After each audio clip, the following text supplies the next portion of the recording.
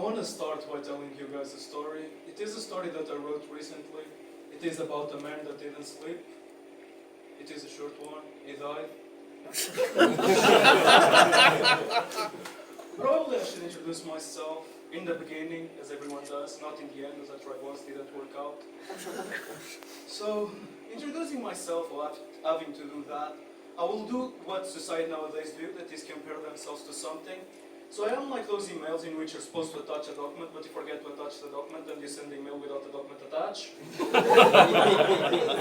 And when you notice that, you reply to your own email apologizing and saying that now you're going to display there the document, but once more you forget and display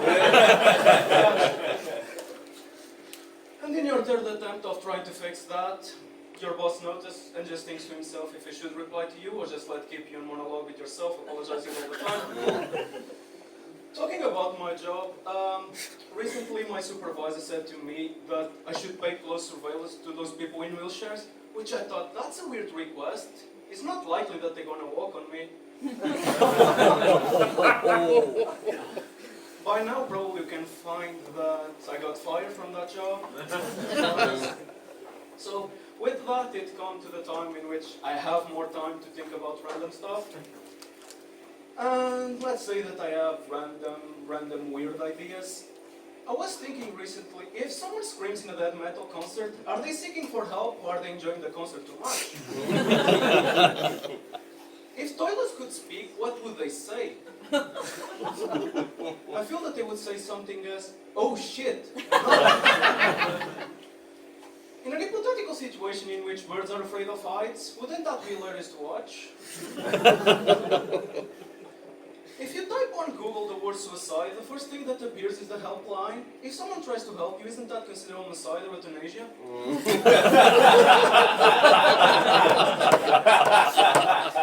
And if you commit a suicide in a bridge, isn't that just a failed attempt of doing bungee jumping? But yeah, let's talk about pets now. One of my good friends decided to name her pet Hope, and she continuously says that hope never dies. Sorry to disappoint you, it will one day. But still about pets, and with a lot of free time I decided to do a little bit of research on how people give the names to pets, and what they decide to go upon it. So, I came to the conclusion that people decide to give the pet name according to people that they admire. And let's just say that there is weird people out there. And I was thinking, I bet that someone ever gave to the pet the name Ted Bundy.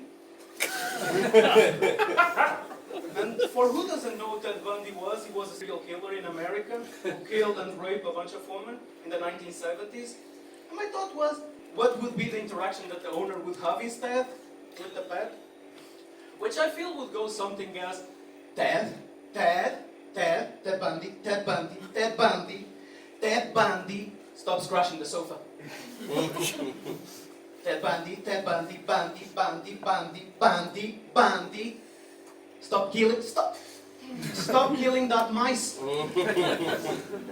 Ted Bundy, Ted Bundy. Stop joking me. But yeah, there is no better segue to get back to the jobs part. So let's talk about jobs now again. So with applying again, and get to that part of applying again for jobs, one of the things that I notice is that we are not honest when applying for it, when you get interviewed. And one of those questions that I feel that we are not honest is the one in which they ask, why are we applying for that role or that job? And if you were honest, I think would go something as, I'm applying because I don't enjoy the whole homeless style. I'm more the type of guy that enjoys to spend money on things that majority of the times I don't truly need. Therefore, am I hired? Apparently not. It's not enough to answer that question that way.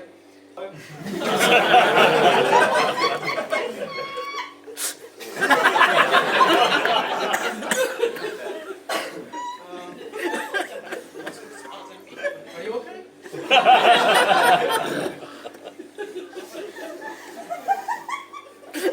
No.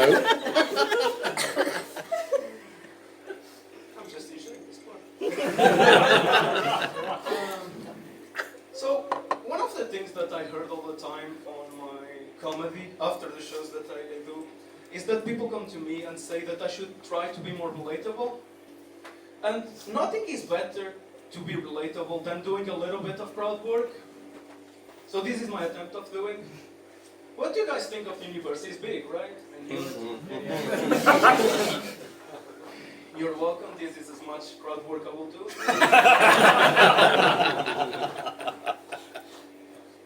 There is still time. Let's pretend that I know what I'm doing for the rest of the minute. Hang there.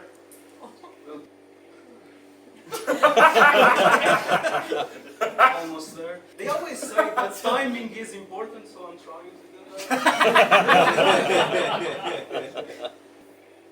Again, almost there. Maybe I'll do a little bit of a song that I wrote recently. The song is called I Forgot the Lyrics. Oops, I forgot the lyrics. You're welcome. Almost there. Again, timing is important. I never break the rules. I've been trying the oldest joke in humanity. The oldest joke is called silence.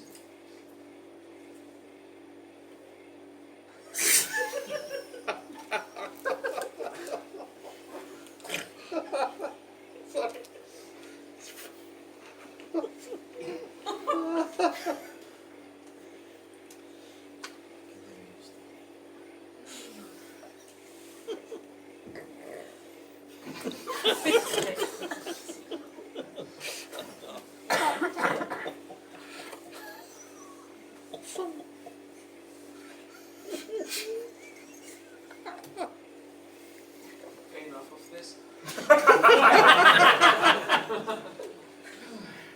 Anyway, to finish my set today here, one of the things that I notice through professional comedians, they always end by confessing something. So this is my attempt of doing so. It's really hard for me, so please be respectful. I heard voices in my head. But they seem to disappear every time that I take my headphones out. Thanks for the therapy.